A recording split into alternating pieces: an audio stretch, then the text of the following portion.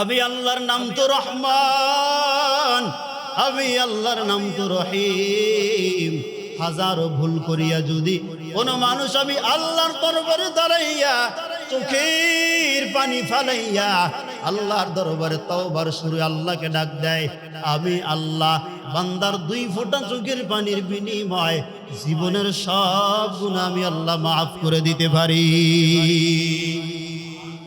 हर गोरी देने को तू तैयार है, जो न मांगे उससे तू बेजारो है। তওবার দরজা এখনো তোমার আমার জন্য খোলা।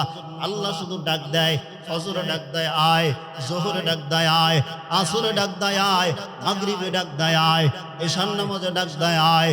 এশার নামাজে শুধু আল্লাহ ডাক দেয় না, সুসংবাদটাও জানায় দেয়, ও বান্দা ফজর পড়লি না, জোহর পড়লি না, আসর পড়লি না, মাগরিব পড়লি না, এশার নামাজটা যদি আদায় করিয়া ঘুমাও আর মনে মনে মনে মনে তওবা করো, আল্লাহ আর কোনোদিন নামাজ বাদ দিব না, ফজর থেকে শুরু করে মৃত্যু পর্যন্ত নামাজ নিয়মিত আদায় করব। এই তওবা নিয়ে যদি বান্দা ঘুমের ঘরে ঘুমাও, আল্লাহ না করুক ঘুমের মধ্যে যদি তুমি দুনিয়ার থেকে বিদায় হয়ে যাও, আল্লাহ বলে তওবা করার বিনিময়ে আমি আল্লাহ বান্দাকে জান্নাতে দিয়া দিব।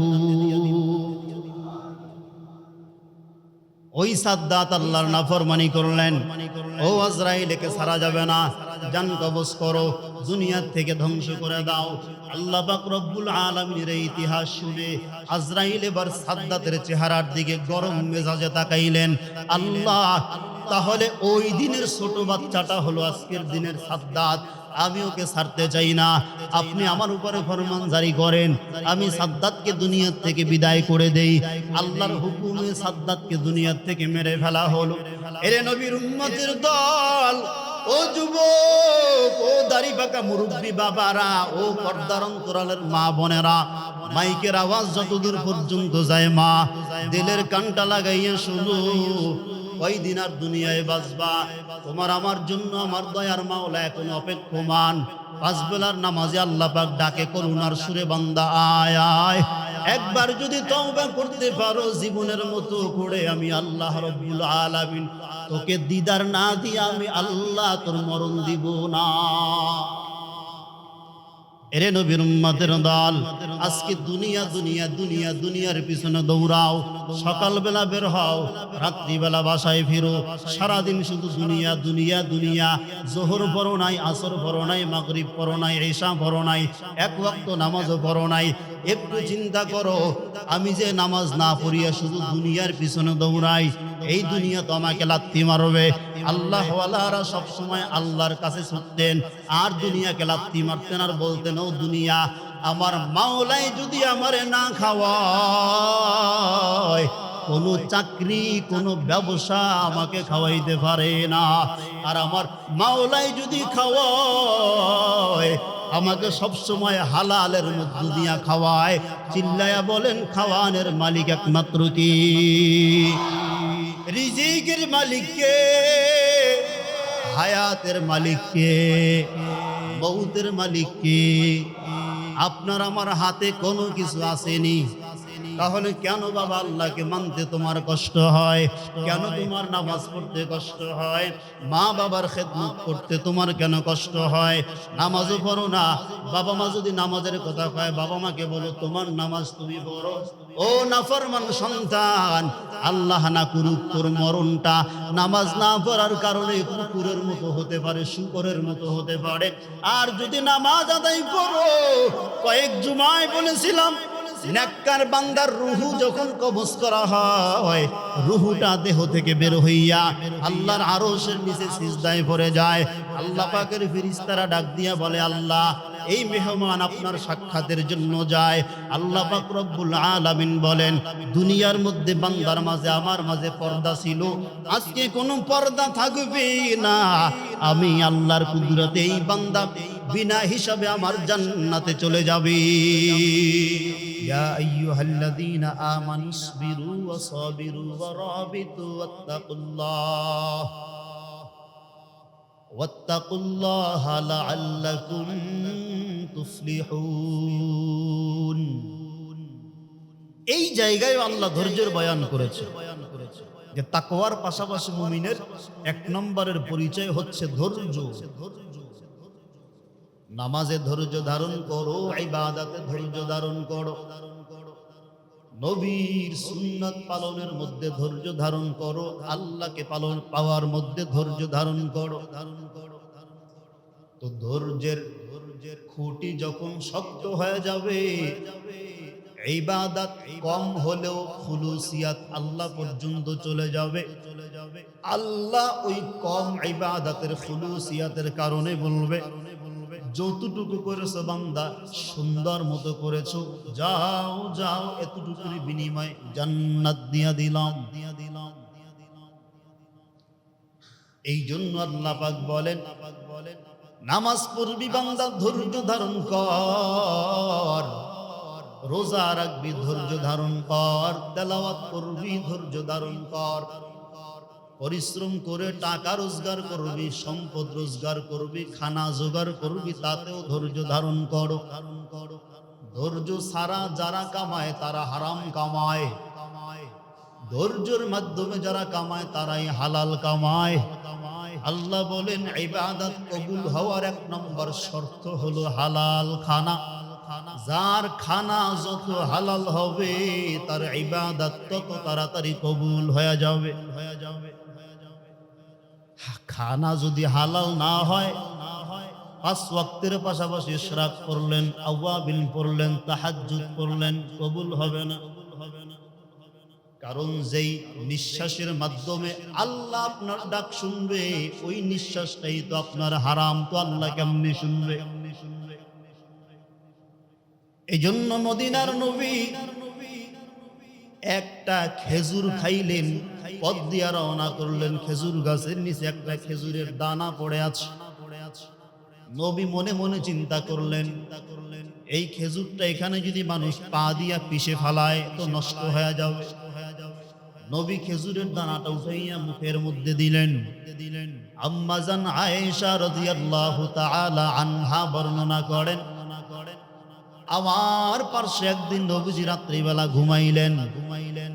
হঠাৎ করে আমার ঘুম ভেঙে গেল। মাঝরাতে আমি দেখলাম নবী আমার পাশ থেকে উঠে বসে আছেন। আমি জিজ্ঞেস করলাম, পয়গম্বর আপনার কি হলো? নবীজি কোনো কথা বলেন না। আবার আমি শুয়ে পড়লাম, নবীজিও শুয়ে পড়লেন। আবার দীর্ঘ সময় পর পয়গম্বর আবারও আমার পাশে বসে রইলেন, ঘুমান না। সারাটা রাত এইভাবে নবীজি কাটায়া দিলেন। এক পর্যায়ে জিজ্ঞাসা করতে করতে করতে করতে আম্মা জান আয়েশার ডাকে নবীজি বলেন, ও আয়েশা, আমি পয়গম্বর দিনের বেলা রাস্তা দিয়া যখন রওনা হয়ে গেলাম, খেজুর গাছের নিচে একটা খেজুরের দানা মাত্র একটা। কয়টা? জোরে বলেন। একটা মাত্র খেজুরের দানা পড়ে রইল। আমি নবী নষ্ট হওয়ার ভয় উঠাইয়া বিসমিল্লাহ বলে মুখে দিলাম, আমি পয়গম্বর খেয়ে ফেললাম। যখন খাইলাম তখন এই শক্তি আমার মধ্যে কাজ করে নাই। এখন যখন রাত্র হয়ে গেল, আমি পয়গম্বরের মধ্যে বারবার প্রশ্ন জাগে, আমি কার হক খাইলাম? এটা তো গরিবের হক থাকতে পারতো, বাইতুল মালেও যাইতে পারতেন, আমি না জানি কার হক নষ্ট করে ফেললাম। নবী এই চিন্তায় ঘুমান না। আর বাবা, তুমি সকাল থেকে সন্ধ্যা পর্যন্ত মাথার গাম ফালাইয়া সারাদিন হারাম রোজগার করো, সুদ খাও, ঘুষ খাও, অন্যের উপরে জুলুম করে খাও, অন্যের খাবার টেনে হিসড়ে খাও। তাহলে নবীর একটা খেজুর খাওয়ার মধ্যেই যদি এত চিন্তা হয়, তাহলে তোমার আমার 3 বেলার 3 বেলাই তো হারাম। তাহলে তোমার আমার চিন্তা কেমন হওয়া দরকার? এই জন্য মদিনার নবী 1500 বছর আগে জানা গেলেন, উম্মতের দল ভালো করে শুনো, দোয়া কবুল, ইবাদত কবুল হওয়ার 1 নম্বর শর্ত হলো কি? জোরে বলেন। হালাল খাদ্য। যার অন্তরে হালাল নাই তার ইবাদতের কবুলিয়াত নাই। যার অন্তরে হালাল দিয়া ভরা, ও আমার মাওলার দরবারে চাইতে দেরি হয়, আমার মাওলাই দিতে দেরি করে না। এই জন্য ইবাদতের 1 নম্বর শর্তই হইল হালাল। রক্ত মাংস যদি হারাম হয়, 5 বেলার যদি নামাজ হয়, না না, আল্লাহর কসম একবার, আল্লাহর কসম দুইবার, আল্লাহর কসম তিনবার।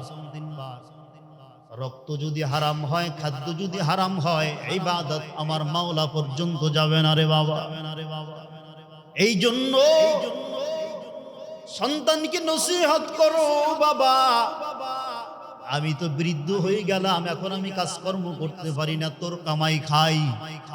খবরদার খবরদার, মরণ পর্যন্ত কোনোদিন হারাম খাবি না। তাহলে শুধু তোর রক্ত মাংস হারাম হবে না, তোর হারামের ধারা আমার রক্ত মাংস নষ্ট হয়ে যাবে, ইবাদত নষ্ট হয়ে যাবে। তোর ঘরে তোর ছোট ছোট বাচ্চা, এখনো তাদের উপরে শরিয়া জারি হয় নাই, নাবালিগ বাচ্চা, ওই বাচ্চারা খাওয়ার কারণে ওই নিষ্পাপ বাচ্চার রক্তটাও নাপাক হয়ে যাবে। এর জন্য আল্লাহ জবাবদিহিতা করবে তোমাকে। ও বান্দা, আমি আল্লাহ দুনিয়ার জমিনটা তোর জন্য সুন্দর উর্বর বানায়া দিলাম, ইবাদত করবি। ফজরের পরে সকালবেলা রিজিক তালাশের জন্য জমিনের মধ্যে নেমে যাবে, এক মুঠ যদি পাও হালাল, ওইটা খাইয়া ইবাদত করবি। সিজদা দিতে দেরি হবে, আমার মাওলাই সিজদা কবুল করতে দেরি করবেন না। তো ইবাদতের 1 নম্বর শর্ত কি? কবুলিয়াতের শর্ত হলো হালাল।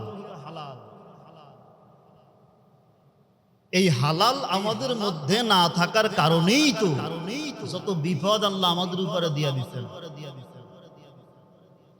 মালিক কর্মচারীকে ঠগায়, স্বামী স্ত্রীকে ঠগায়, সন্তান বাবা মাকে ঠগায়, বাবা মা সন্তানকে ঠগায়।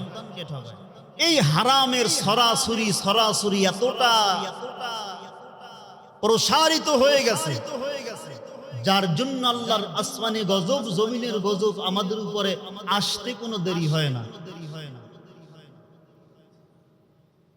এই জন্য নিজের দিলকে প্রশ্ন করবেন, কাউকে কারো সাথে পরামর্শ করার দরকার নাই, নিজের বিবেককে প্রশ্ন করবেন। আমি সারাদিন রোজগার করি, রিক্সা চালাই, দোকানদারি করি, এই রোজগারের মধ্যে কয়টা মিথ্যা কথা বলি? যদি একটা মিথ্যা হয় তা আমার রোজগার হারাম হয়ে যাবে। ব্যবসা করা হালাল না হারাম? জোরে বলেন। নবীজি ব্যবসা করেছেন কি করেন নাই? ইমাম আবু হানিফা ব্যবসা করছে কি করেন নাই? বিখ্যাত সাহাবী আবু বকর সিদ্দিক রাদিয়াল্লাহু তাআলা আনহু ব্যবসা করছে কি করেন নাই? সত্য বলে করেছেন নাকি মিথ্যা বলে করেছেন? সত্য বলে করেছেন। সত্য বলে করেছেন বিধায়ী তো আল্লাহ পাক তাদেরকে দুনিয়া থেকেই জান্নাতি ঘোষণা করে দিয়েছেন। ওয়া আম্মা মান খাফা মাকামা রাব্বিহি ওয়া নাহান নাফসা আনিল হাওয়া ফা ইন্নাল জান্নাতা হিয়াল মাওয়া। জান্নাত আল্লাহ কাদেরকে দিবেন? ইবাদতের মধ্যে ধৈর্য ধারণ করবেন যারা, জান্নাত পাবেন তারা। আল্লাহর রিজামন্দির জন্য ইবাদত করবেন যারা, জান্নাত পাবেন তারা। কম খাইয়া হলেও শুকরিয়া আদায় করবেন যারা, জান্নাত পাবেন তারা। মা বাবার সঙ্গে সদাচরণ করবেন যারা, জান্নাত পাবেন তারা। 5 বেলার আজান শোনার পর দোকানের শাটার লাগাইয়া মসজিদে আসবেন যারা, জান্নাত পাবেন তারা। 5 বেলার আজান শোনার পর হাতের কাজকর্ম ফালাইয়া জামাতে নামাজ আদায় করবেন, নামাজে দাঁড়ায়া যাবেন যারা, জান্নাত পাবেন তারা। নবীজির আদর্শ গ্রহণ করবেন যারা, জান্নাত পাবেন তারা। আল্লাহ এদেরকেই তো হাসরের ময়দানে ডাক দিয়া বলবে, ইরজিই ইলা রাব্বিকি রাদিয়াতাম মারদিয়া। আমি আল্লাহ পর্যন্ত আসছো রে বান্দা, বহু প্রতিবন্ধকতা পারাইয়া আসছো। আমি আল্লাহর নামাজ আদায় করছো, বহু বাধার শিকার হইছো। হালাল ইনকাম করতে গেছো, বহু বাধার শিকার হইছো। আমি আল্লাহর ইবাদতে দাঁড়াইছো, বহু লাঞ্ছনার শিকার হয়েছো। আমি আল্লাহর জন্য মুজাহাদা করেছো, মুরাকাবা করেছো, কুরবানি করেছো, বহু কষ্ট স্বীকার করেছো। আল্লাহ ওই দিন এই বান্দাদেরকে ডাক দিয়া বলবে, ইরজিই ইলা রাব্বিকি রাদিয়াতাম মারদিয়া আদখুলি ফি ইবাদি ওয়াদখুলি জান্নাতি। যাও যাও, আজকে কোনো হিসাব লাগবে না, বিনা হিসাবে জান্নাতে চলে যাও। ইয়া ইলাহি মুঝসে মুঝকো दूर कर, ताकि देखो मुझ में तुझको एक नजर। या इलाही तू मेरा माबूद है, या इलाही तू मेरा माशूक है। কেমন জান্নাত আল্লাহ বান্দাকে দান করবেন। বলে আল্লাহর যদি প্রিয় হও, আল্লাহ ওই প্রিয় বান্দাকে এই দুনিয়ার 10 দুনিয়ার সমান একটা জান্নাত দান করবেন। জিবরাইল আলাইহিস সালাতু ওয়াস সালাম আল্লাহকে বললেন, আল্লাহ দুনিয়ার সব তো আমি জিবরাইলকে ঘুরাইয়া দেখাইলেন, কিন্তু জান্নাত তো দেখাইলেন না। ও জিবরাইল যাও, জান্নাতের মধ্যে ঢুকে যাও, জান্নাত ঘুরে দেখো আমি আল্লাহ কত সুন্দর করে জান্নাত সাজাইছি। জিবরাইল আলাইহিস সালাতু ওয়াস সালাম আবেগের সুরে আল্লাহকে বলে, আল্লাহ আপনার যেই উম্মত এই জান্নাত পাবে ওই উম্মতের মতো ধন্য দামি আর দুনিয়ায় কেউ নাই। কারণ দুনিয়ার কষ্ট ক্ষণস্থায়ী, জান্নাতের সুসংবাদ হলো বান্দা চিরস্থায়ী।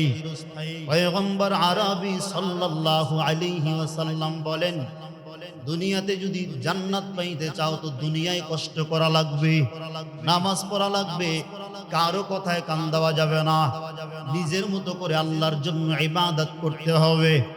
হারাম বাদ দিয়া চোখের সামনে বহুত হারাম খাদ্য ঝুলবে, ওই দিকে তাকানো যাবে না। না খেয়ে থাকলেও 3 বেলার জায়গায় 1 বেলা হালাল খাওয়া লাগবে। নিজেকে কষ্ট দিতে হবে, তবেই তুমি জান্নাত পাইবা।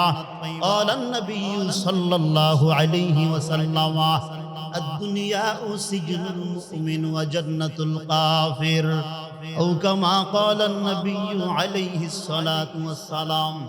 মদিনার নবী 1000 বছর আগে জানায়া গেলেন, দুনিয়ায় যারা কষ্ট না করিয়া জান্নাত পাইতে চাও কোনোদিন পাইবা না। আর দুনিয়ায় যারা কষ্ট করবা পরকালে জান্নাতের জন্য আশা করা লাগবে না। কবরে যাওয়া মাত্র আমার মাওলায় জান্নাতে নিয়ে যাবে। এই জন্য আল্লাহকে পাইতে হলে কষ্ট করা লাগবে কি লাগবে না? এই কষ্ট কি দুনিয়ার জন্য নাকি আল্লাহর জন্য? জোরে বলেন। আল্লাহর জন্য নবীও কষ্ট করেছেন, সাহাবায়ে কেরামরাও কষ্ট করেছেন, বর্তমানে আল্লাহওয়ালারাও কষ্ট করেন। কষ্ট ছাড়া, মুজাহাদা ছাড়া কেউ আমার আল্লাহর জান্নাতে যেতে পারেন নাই, পারবে ওনারে বাবা। ও যুবক ভাই, কয়দিন আর দুনিয়ায় বাঁচবা? তোমার জন্য তো মদিনার নবী 1000 বছর আগে ঘোষণা করে দিয়া গেছেন, সুসংবাদ দিয়া গেছেন। যুবক বয়সে একটা সিজদা দিবা, বৃদ্ধ বয়সের 1000 সিজদার সমান সওয়াব পাইবা। এই জন্য সাহাবায়ে কেরামরাও যখন বয়স ভাঙ্গে নাই, যুবক ছিলেন, তখন বেশি ইবাদতের মধ্যে জোরদার করতেন। যদি একবার বুড়া হয়ে যায়, বার্ধক্যে জনিত যদি একবার কোমর বাঁকা হয়ে যায়, চামড়া ঝুলে যায়, শক্তি কমে যায়, তো বেশি ইবাদত করতে পারবো না, দীর্ঘ সময় দাঁড়াইয়া নামাজ আদায় করতে পারবো না। এখন যেহেতু শরীরের মধ্যে শক্তি আছে, দীর্ঘ সময় দাঁড়াইয়া নামাজ আদায় করব, 5 ওয়াক্ত করব, আওয়াবিন করব, ইশরাক করব, বিভিন্ন নফল নামাজ পড়ব। এই জন্য মদিনার নবী বলেন, যুবকরা যেন বেশি বেশি নামাজের মধ্যে দণ্ডায়মান হও। আল্লাহর দরবারে এমন ভাবে দণ্ডায়মান হইবা যেন আল্লাহকে তুমি না দেখলেও আমার মাওলায় তোমাকে দেখি। যুবক বয়সের একটা সিজদা বৃদ্ধ বয়সের 1000 সিজদার সমান। ও যুবক ভাই, আজকেও যারা নামাজ পড়ো না, এই হাদিস থেকে, পয়গম্বরের এই নসিহত থেকে শিক্ষা নাও। আজকে থেকে কোনোদিন সিজদা বাদ দিবা না। কোন দিন জানি অসুস্থ হইয়া বিছানায় লেগে যাও, ওই দিন আফসোস করবা, চাইলেও মসজিদে আসতে পারবা না, চাইলেও দাঁড়াইয়া নামাজ পড়তে পারবা না, চাইলেও আল্লাহর দরবারে ফরিয়াদ করতে পারবা না। সময় যখন এখন পেয়েছো তো ছাড়িও না। প্রত্যেকটা সময় কাজে লাগাও, প্রতিটা সময়কে মূল্য দাও রে বাবা। আল্লাহ যদি একবার কবুল করিয়েই ফেলায়, দুনিয়াও ধন্য, পরকালও তোমার জন্য আল্লাহর জান্নাত।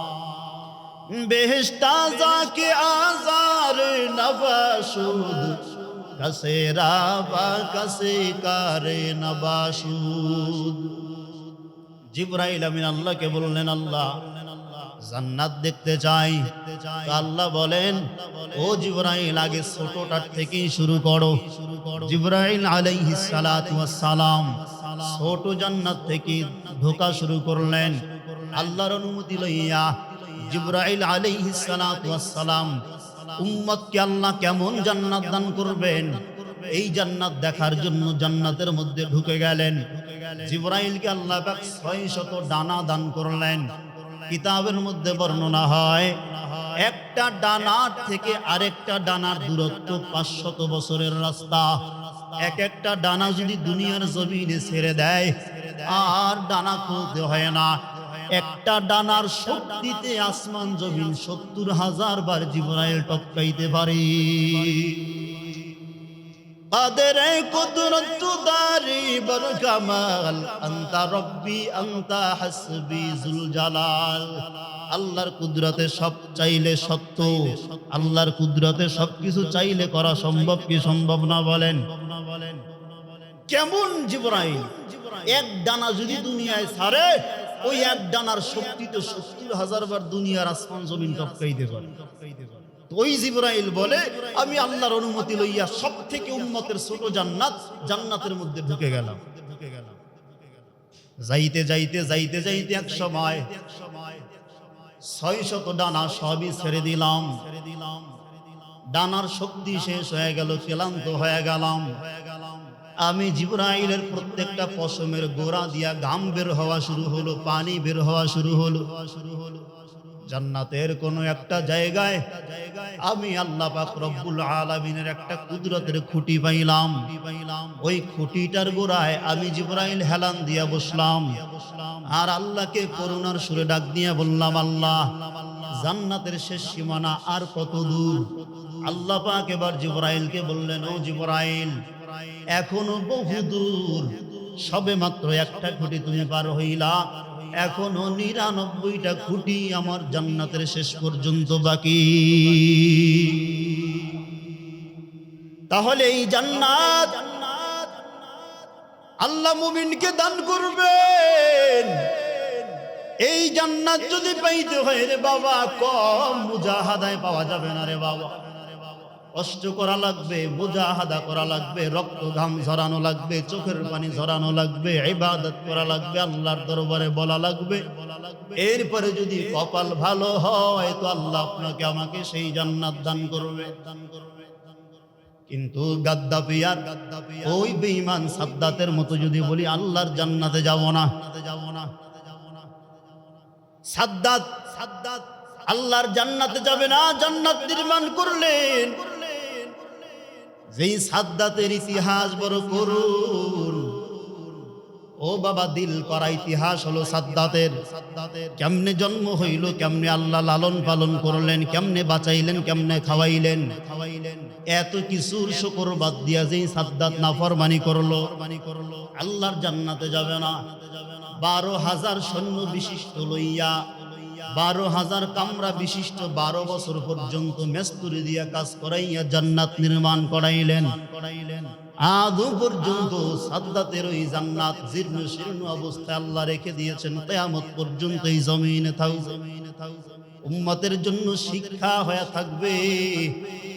সাদ্দাত বলতেন আমি আল্লাহর জান্নাতে যাব না, দেখি আমি আল্লাহর জান্নাতের থেকেও ভালো জান্নাত আবিষ্কার করব।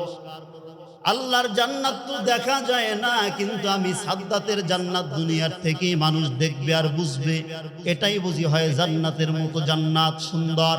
এবার আপনারা বুঝে থাকলে বলুন, সাদ্দাতের জান্নাতের থেকে আমার আল্লাহর জান্নাত ভালো না খারাপ? সুন্দর নাকি অসুন্দর? শান্তির জায়গা নাকি কষ্টের জায়গা?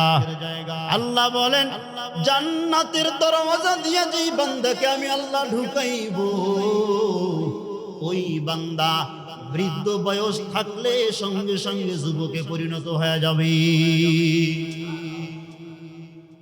এটাই হলো আল্লাহর জান্নাত। তো বেঈমান সাদ্দাত 12 বছর পর্যন্ত জান্নাতের কাজ করে জান্নাত নির্মাণ করেছেন। ওই যুগের সব থেকে সুন্দরী নারীদেরকে জান্নাতের হুর গিলমান হিসাবে ব্যবহার করবেন। এক এক কামরার মধ্যে এক একজন জান্নাতের হুর দিবেন। আল্লাহ বলেন একজন জান্নাতীর জন্য থাকবে 70 জন।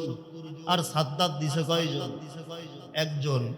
তাহলে সাদ্দাতের দাম আছে নাকি আমার মাওলাটার দাম বেশি? আল্লাহ দিবেন 70 জন, সাদ্দাত দিবেন একজন। এবার জান্নাত উদ্বোধনের পালা। ঘোড়ার বহর লইয়া বড় বড় পাদ্রীদেরকে দাওয়াত করলেন, নেতাদেরকে দাওয়াত করলেন, এমপিদেরকে দাওয়াত করলেন। জান্নাত আজকে উদ্বোধনের সময় সাদ্দাত সামনে দামি ঘোড়ার মধ্যে বসে জান্নাতের দরওয়াজা পর্যন্ত আসলেন। জান্নাতের দরওয়াজায় দাঁড়াইবেন, ঘোড়ার পিঠে এক পা আর এক পা জান্নাতের দরওয়াজার মধ্যে রাখার সঙ্গে সঙ্গে জান্নাতের ভিতর থেকে একটা জীর্ণ শীর্ণ কাপড় পরিহিত, ময়লা পরিহিত একজন মুসাফিরের মতো মানুষ বের হইয়া সাদ্দাতের দামি পোশাকের সঙ্গে ঘষা লাগাইয়া ওই পাশে চলে গেলেন। সাদ্দাতের মাথা গরম হয়ে গেল। আমি হইলাম দুনিয়ার বাদশা, জগতের বাদশা। 12 বছর পর্যন্ত 12,000 সৈন্যবাহিনী লইয়া এই জান্নাত আবিষ্কার করলাম। জানালা দরওয়াজা বন্ধ, আমার আগে কেউ প্রবেশ করতে পারে নাই। তুমি মুসাফির, তুমি কেমনে জান্নাত থেকে বের হইলা? কে তোমাকে ঢুকাইলো? কে তোমাকে ঢোকার অনুমতি দিল? ওই মুসাফির ডাক দিয়া বলে, সাদ্দাত, আমি দুনিয়ার মুসাফির নয়, আমি আল্লাহর পক্ষ থেকে প্রেরিত ফেরেশতা হযরত আজরাইল।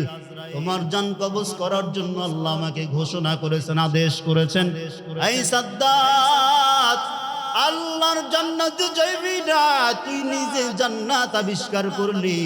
এই জান্নাত আল্লাহ না, আল্লাহর পক্ষ থেকে হুকুম আসছে তোমার রূহ কবজ করার জন্য। তো সাদ্দাত ডাক দিয়ে বলে, বুঝলাম তো তুমি জান্নাতের মধ্যে কেমনে ঢুকলা? বলে, আমার ঢোকার জন্য কোনো জানালার প্রয়োজন হয় না, কোনো দরওয়াজার প্রয়োজন হয় না। আমার মাওলার কুদরতে আমি সব ভেদ করে ভিতরে প্রবেশ করতে পারি। এবার সাদ্দাত অনুনয় বিনয় শুরু করলেন। ও আজরাইল ভাই, 12 বছরের সাধনা 1 মিনিটেই শেষ হয়ে যাবে। আমাকে তো মারবা, কোনো বাধা নাই, বুঝছি, আর বেঁচেও থাকতে পারবো না। তবে তোমার কাছে বলি, একবার জান্নাতটা ঘুরে দেখার অনুমতি দাও। না, না, হবে না। আজরাইল জান কবজ করার আগে মুখটাকে মলিন করে দাঁড়ায় রইলেন। আল্লাহ পাক রব্বুল আলামিন আজরাইলকে বললেন, আজরাইল, কেন তোমার মুখটা কালো হয়ে আছে? কোনো কষ্ট হয়? আজরাইল আলাইহিস সালাতু ওয়াস সালাম বলেন, আল্লাহ, দুনিয়ার জমিনে আমার উপর জারি করা হয়েছে সব মাখলুকাতের জান কবজ করার জন্য। আমি আজরাইলের জীবনে লক্ষ লক্ষ লক্ষ লক্ষ প্রাণীর জান কবজ করলাম, কিন্তু আমি কারো রূহ কবজ করতে আসিয়া কষ্ট পাই নাই। এই সাদ্দাতের চেহারার দিকে তাকাইয়া কেন যেন আমার মায়া হয়, মনে হয় যেন এই মানুষটাকে আমি কোনো একদিন দেখেছিলাম। আল্লাহ পাক রব্বুল আলামিন বলে, একটু চিন্তা কর, কোন দিন তুই কোন জায়গায় এই বান্দাটাকে দেখেছো? এবার আজরাইল আল্লাহকে গল্প শোনায়, আল্লাহ, এই দুনিয়ার জমিনে তুফান শুরু হয়েছে, ঘূর্ণিঝড়। ঘূর্ণিঝড়ের মধ্যে মানুষের ঘর বাড়ি, প্রলয়ঙ্কার ঘূর্ণিঝড়ের মধ্যে সব ভেঙে গেল। সব মানুষগুলা কিছু মরে গেলেন, কিছু জীবিত রইলেন। যে যার মতো ধরে বাঁচলেন। কেউ গাছ ধরে বাঁচলেন, কেউ বাড়ি ধরে বাঁচলেন, কেউ পাহাড়ের চূড়ায় উঠে বাঁচলেন। কিন্তু হঠাৎ করে পানির স্রোতে ভেসে যাইতেছিলেন একজন গর্ভধারিণী মহিলা। ওই মহিলা যখন নদীর স্রোতে ভেসে যায়, আপনি জিবরাইলকে হুকুম করেছিলেন, ও জিবরাইল, যাও, একটা কাঠের অংশ ওই আমার বান্দির হাতের মধ্যে ধরায়া দাও। আমার বান্দি গর্ভধারিণী, প্রসব বেদনা শুরু হয়ে গেছে, প্রসব করার সময় ঘনিয়ে আসছে। কিন্তু বন্যা, এত পরিমাণে তুফানের পানি উঠেছে পাহাড়ের চূড়ায়, বাঁচার কোনো সুযোগ নাই। আল্লাহর কুদরতে জিবরাইল ফেরেশতা চলে গেলেন, গাছের একটা খণ্ড আল্লাহর বান্দির হাতের মধ্যে ধরে দিলেন। ওই গাছের খণ্ডটা ধরে ধরে ধরে ধরে আল্লাহর বান্দি নদীর কিনারায় চলে আসলেন। আল্লাহর কুদরতে নদীর কিনারায় আসিয়া প্রসব করলেন।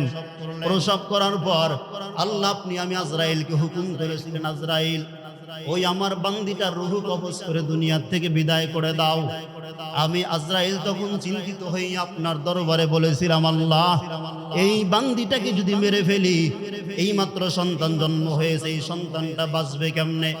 আপনি তখন বলেছিলেন, আজরাইল, আমি মাওলার কুদরতে বাঁচবে, সেই চিন্তা তোমার করা লাগবে না, তোমার উপরে ফরমান জারি হয়েছে, রূহ কবজ করো, তুমি ওই বান্দিটাকে দুনিয়া থেকে বিদায় করে দাও। আল্লাহ, আমি বিদায় করে দিলাম। ও আল্লাহ, ও ওই সন্তানটা, যে সন্তানটা জন্ম হওয়ার পর তার মার জান কবজ করে গেলাম, রূহ কবজ করতে আসিয়া এই সন্তানটাকেই তো আমি ওই দিন আমার চোখের সামনে দেখেছিলাম। ওই নাফরমান আজকে নাফরমানি করতে করতে করতে করতে এই পর্যন্ত আসলো সাদ্দাত। আল্লাহ পাক রব্বুল আলামিন বলেন, আজরাইল, তুমি তো শুধু এতটুকুই জানো, আর তো কিছু জানো না। আমি আল্লাহ পাক রব্বুল আলামিন তার মাকে দুনিয়া থেকে বিদায় করিয়া এবার এই সন্তানটা কার বুকের দুধ খাবে? আমি আল্লাহ পাক রব্বুল আলামিন জঙ্গলের বাঘকে হুকুম করলাম। একটা বাঘিনী ছিল, সন্তান প্রসবের পর দুনিয়া থেকে চলে গেছে, বন্যার পানিতে ভেসে চলে গেছে। কিন্তু বাঘিনী শক্ত গাছের ডালা ধরে বেঁচেছেন। দুধের যন্ত্রণায় দুধ চাকা হয়ে গেছে, ছটফট করতেছে যন্ত্রণা ব্যথায়। আমি আল্লাহ পাক ওই বাঘিনীকে বললাম, ওই জঙ্গলের কিনারায় একটা সন্তান প্রসব হয়ে আছে, ওই সন্তানটাকে তুমি বাঘের সন্তান মনে করিয়া তোমার স্তনের দুগ্ধ পান করাও। জঙ্গলের বাঘ এই সাদ্দাতকে দুগ্ধ পান করাইল। 1 বছর 2 বছর নয়, প্রায় 3 বছর পর্যন্ত জঙ্গলে লালিত পালিত হইল। এরপরে আমি আল্লাহ পাক আস্তে আস্তে তাকে বড় হওয়ার সুযোগ দিলাম। দিন গেল, বুঝতে শুরু করলো, দিন গেল, বুঝতে শুরু করলো। কিন্তু আমি আল্লাহর এত কুদরত পাওয়ার পর আমি আল্লাহর নাফরমানি বাদ দেয় নাই। এই সাদ্দাতকে আমি আল্লাহ আস্তে আস্তে লালন পালন করলাম। বাঘের কোল থেকে উঠাইয়া কোনো এক বাদশার বাড়িতে নিয়ে গেলাম। বাদশার বাড়িতে 1 বছর নয়, 2 বছর নয়, প্রায় 7 বছর লালন পালন করাইলাম। ওখান থেকে আমি এই সাদ্দাতকে বড় বানাইয়া বুঝ দান করলাম। এই সাদ্দাত জমিনের মধ্যে নেমে গেলেন কর্ম করার জন্য। শুরু করলেন জুলুম, একের পর এক, একের পর এক জুলুম, নিজের উপরেও জুলুম, মানুষের উপরেও জুলুম, করতে করতে করতে করতে এই পর্যন্ত আসছে। ও আজরাইল, এরপরও আমি আল্লাহ পাক নারাজ হই নাই, কারণ আমি আল্লাহর মতো দয়াময় দুনিয়ায় আর কেউ নাই। আমি আল্লাহর নাম তো রহমান, আমি আল্লাহর নাম তো রহিম। হাজারো ভুল করিয়া যদি কোন মানুষ আমি আল্লাহর দরবারে দাঁড়াইয়া চোখের পানি ফালাইয়া আল্লাহর দরবারে তওবার সুরে আল্লাহকে ডাক দেয়, আমি আল্লাহ বান্দার 2 ফোঁটা চোখের পানির বিনিময় জীবনের সব গুনাহ আমি আল্লাহ মাফ করে দিতে পারি। हर गोरी देने को तू तैयार है, जो न मांगे उससे तू बेजारो है। তওবার দরজা এখনো তোমার আমার জন্য খোলা। আল্লাহ শুধু ডাক দেয়, ফজরে ডাক দেয় আয়, জোহরে ডাক দেয় আয়, আসরে ডাক দেয় আয়, মাগরিবে ডাক দেয় আয়, এশার নামাজে ডাক দেয় আয়। এশার নামাজে শুধু আল্লাহ ডাক দেয় না, সুসংবাদটাও জানায় দেয়, ও বান্দা, ফজর পড়লি না, জোহর পড়লি না, আসর পড়লি না, মাগরিব পড়লি না, এশার নামাজটা যদি আদায় করিয়া ঘুমাও আর মনে মনে মনে মনে তওবা করো, আল্লাহ আর কোনোদিন নামাজ বাদ দিব না, ফজর থেকে শুরু করে মৃত্যু পর্যন্ত নামাজ নিয়মিত আদায় করব। এই তওবা নিয়ে যদি বান্দা ঘুমের ঘরে ঘুমাও, আল্লাহ না করুক ঘুমের মধ্যে যদি তুমি দুনিয়ার থেকে বিদায় হয়ে যাও, আল্লাহ বলে তওবা করার বিনিময়ে আমি আল্লাহ বান্দাকে জান্নাতে দিয়া দিব। ওই সাদ্দাত আল্লাহর নাফরমানি করলেন। ও আজরাইল, একে ছাড়া যাবে না, জান কবজ করো, দুনিয়া থেকে ধ্বংস করে দাও। আল্লাহ পাক রব্বুল আলামিনের এই ইতিহাস শুনে আজরাইল এবার সাদ্দাতের চেহারার দিকে গরম মেজাজে তাকাইলেন। আল্লাহ, তাহলে ওই দিনের ছোট বাচ্চাটা হলো আজকের দিনের সাদ্দাত। আমি ওকে ছাড়তে চাই না, আপনি আমার উপরে ফরমান জারি করেন, আমি সাদ্দাতকে দুনিয়া থেকে বিদায় করে দেই। আল্লাহর হুকুমে সাদ্দাতকে দুনিয়া থেকে মেরে ফেলা হলো। এরে নবীর উম্মতের দল, ও যুবক, ও দাড়ি পাকা মুরব্বী বাবারা, ও পর্দার অন্তরালের মা বোনেরা, মাইকের আওয়াজ যতদূর পর্যন্ত যায় মা, দিলের কানটা লাগাইয়া শুনো। কয়দিন আর দুনিয়ায় বাঁচবা? তোমার আমার জন্য আমার দয়ার মাওলা এখন অপেক্ষমান। পাঁচ বেলার নামাজে আল্লাহ পাক ডাকে করুণার সুরে, বান্দা আয় আয়। একবার যদি তওবা করতে পারো জীবনের মতো করে, আমি আল্লাহ রাব্বুল আলামিন তোকে দিদার না দিয়ে আমি আল্লাহ তোর মরণ দিব না। এরে নবীর উম্মতের দল, আজকে দুনিয়া দুনিয়া দুনিয়া দুনিয়ার পিছনে দৌড়াও। সকালবেলা বের হও, রাত্রিবেলা বাসায় ফিরো, সারাদিন শুধু দুনিয়া দুনিয়া দুনিয়া। জোহর পড়ো নাই, আসর পড়ো নাই, মাগরিব পড়ো নাই, ঈশা পড়ো নাই, এক ওয়াক্ত নামাজও পড়ো নাই। একটু চিন্তা করো, আমি যে নামাজ না পড়িয়া শুধু দুনিয়ার পিছনে দৌড়াই, এই দুনিয়া তো আমাকে লাথি মারবে। আল্লাহ ওয়ালারা সবসময় আল্লাহর কাছে ছুটতেন, আর দুনিয়াকে লাথি মারতেন, আর বলতেন ও দুনিয়া, আমার মাওলাই যদি আমারে না খাওয়ায়, কোনো চাকরি কোনো ব্যবসা আমাকে খাওয়াইতে পারে না। আর আমার মাওলাই যদি খাওয়ায়, আমাকে সবসময় হালালের মধ্য দিয়া খাওয়ায়। চিল্লায়া বলেন, খাওয়ানের মালিক একমাত্র কি? রিজিকের মালিক কে? হায়াতের মালিক কে? মউতের মালিক কে? আপনার আমার হাতে কোনো কিছু আসেনি। তাহলে কেন বাবা আল্লাহকে মানতে তোমার কষ্ট হয়? কেন তোমার নামাজ পড়তে কষ্ট হয়? মা বাবার খেদমত করতে তোমার কেন কষ্ট হয়? নামাজও পড়ো না, বাবা মা যদি নামাজের কথা কয়, বাবা মাকে বলো তোমার নামাজ তুমি পড়ো। ও নাফরমান সন্তান, আল্লাহ না করুক তোর মরণটা নামাজ না পড়ার কারণে কুকুরের মতো হতে পারে, শুকরের মতো হতে পারে। আর যদি নামাজ আদায় করো, কয়েক জুমায় বলেছিলাম, নেককার বান্দার রুহু যখন কবজ করা হয়, রুহুটা দেহ থেকে বের হইয়া আল্লাহর আরশের নিচে সিজদায় পড়ে যায়। আল্লাহ পাকের ফেরেশতারা ডাক দিয়া বলে, আল্লাহ এই মেহমান আপনার সাক্ষাতের জন্য যায়। আল্লাহ পাক রব্বুল আলামিন বলেন, দুনিয়ার মধ্যে বান্দার মাঝে আমার মাঝে পর্দা ছিল, আজকে কোনো পর্দা থাকবে না। আমি আল্লাহর কুদরতে এই বান্দা বিনা হিসাবে আমার জান্নাতে চলে যাবে। وأما من خاف مقام ربه ونهى النفس عن الهوى فإن الجنة هي المأوى। আল্লাহ পাক আদেশ করেছেন, এমন ভাবে দণ্ডায়মান হও, এমন ভাবে দণ্ডায়মান হও, এমন ভাবে স্বীকারোক্তি প্রদান করো যে আল্লাহ, আমি যদিও আল্লাহকে না দেখি, কিন্তু আল্লাহ তো আমাকে দেখতে ভুল করেন না। আমি গুনাহ করি, আল্লাহকে দেখি না, কিন্তু আল্লাহ দেখে কি দেখে না? আমি ঘুমাই, আল্লাহকে দেখি না, আল্লাহ আমারে দেখে কি দেখে না? আমি হালাল খাই না হারাম খাই, আল্লাহকে আমি দেখি না, কিন্তু আল্লাহ আমারে দেখে কি দেখে না? এরে ভাই, পায়ে হাত রেখে বলি, আর আল্লাহকে কাঁদাইও না, মদিনার নবীকে আর কষ্ট দিও না, মা বাবার নাফরমানি করিও না, মা বাবার চোখের দিকে তাকাইয়া কথা বলিও না, মা বাবাকে কখনো কষ্ট দিও না। তোমার উপরে যেন মা বাবা নারাজ হয়ে না যায়, কারণ তুমি ভুলিয়া যাইও না, ছোটবেলায় তো মা তোমারে কথা বলা শিক্ষা দিয়েছে। তুমি তো কথা বলতে পারতা না, মা তোমারে বাক্য শিখাইছে, মা তোমাকে শব্দ শিখাইছে, মা তোমাকে কথা বলার ভাষা শিখাইছে। মায়ের কাছ থেকে ভাষা শিখিয়া ওই ব্যবহারের মাধ্যমে কিভাবে মা বাবাকে তুমি কষ্ট দাও। মা বাবার নাফরমানি করিও না, আল্লাহকে নারাজ করিও না, মদিনার নবীকে কষ্ট দিও না, সুন্নতের খেলাফ চলিও না। ব্যবসা করবা, ব্যবসার মধ্যে সুন্নাত, কেমনে খাইবা খাওয়ার মধ্যে সুন্নাত, কেমনে চলবা চলার মধ্যে সুন্নাত, কেমনে মানুষের সঙ্গে কথা বলবা ব্যবহার করবা তার মধ্যে সুন্নাত আছে না নাই? সব হলো মদিনার নবীর শিক্ষা। কার শিক্ষা? জোরে বলেন, নবীজির শিক্ষা। কেমনে হাঁটবা, হাঁটার মধ্যে সুন্নাত নবী শিখাইছেন। মা বাবার খেদমত কেমনে করবা, সুন্নাত শিখাইছেন। কেমনে চলবা, সুন্নাত শিখাইছেন। কেমনে দুনিয়ায় ব্যবসা করবা, সুন্নাত শিখাইছেন। কেমনে আল্লাহকে পাইতে হবে, তোমার মুরাকাবা মুজাহাদা, তার মধ্যে পয়গম্বর আদর্শ আদব শিখাইছেন। অতএব বাবা, শুধু মরণকে স্মরণ করো, ব্যবসা করো, মরণের কথা চিন্তা করো। হাঁটতেছো, হাঁটার মধ্যে মরণের কথা চিন্তা কর। ঘুমাইতেছো, ঘুমের মধ্যে মরণের কথা চিন্তা করো। মা বাবার খেদমত করতেছো, তার মধ্যে মরণের কথা চিন্তা করো। আল্লাহ না করুক, আল্লাহ না করুক, আল্লাহ না করুক, একটা ভালো কাজ করার পর যদি তোমার মরণ হয়, আল্লাহর নবী জানায় গেলেন কোনো হিসাব লাগবে না, কোনো প্রতিবন্ধকতা থাকবে না, কোনো বাধা থাকবে না, কোনো বিপত্তি থাকবে না। একটা ভালো কাজ করার পর যদি বান্দার মরণ হয়, আল্লাহর ফেরেশতারা রিসিভ করে বান্দাকে জান্নাতে নিয়ে যাবে।